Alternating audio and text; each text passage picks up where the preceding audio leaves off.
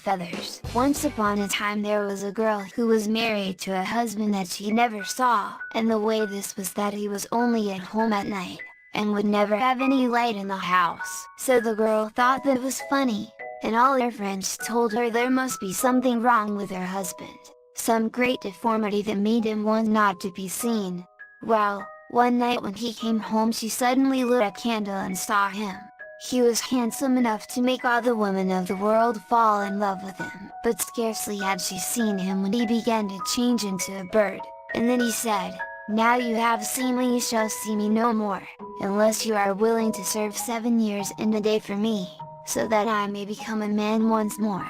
Then he told her to take 3 feathers from under his side, and whatever she wished through them would come to pass. Then he left her in a great house to be laundry maid for 7 years and a day. And the girl used to take the feathers and say, "By virtue of my 3 feathers may the copper be lit, and the clothes washed, and mingled, and folded, and put away to the missus's satisfaction." And then she had no more care about it, the feathers did the rest, and the lady set great store by her for a better laundress she had never had. Well, one day the butler, who had a notion to have the pretty laundry made for his wife, said to her, he should have spoken before, but he did not want to vex her. "Why should I when I am but a fellow servant?" the girl said, and then he felt free to go on, and explain he had 70 pounds laid by with the master, and how would she like him for a husband. And the girl told him to fetch her the money, and he asked his master for it, and brought it to her. But as they were going upstairs,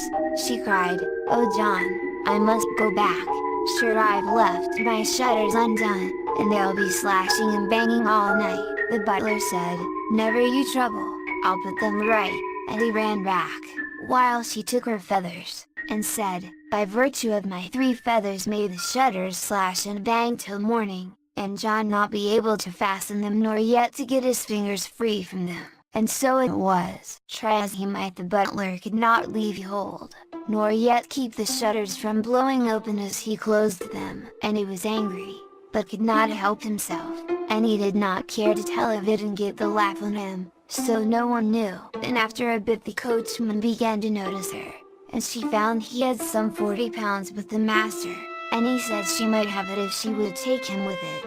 So after the laundry maid had his money in her apron as they went merrily along, she stopped, exclaiming, "My clothes are left outside, I must run back and bring them in. Stop for me while I go, it is a cold frost night," said William, "you'd be catching your death."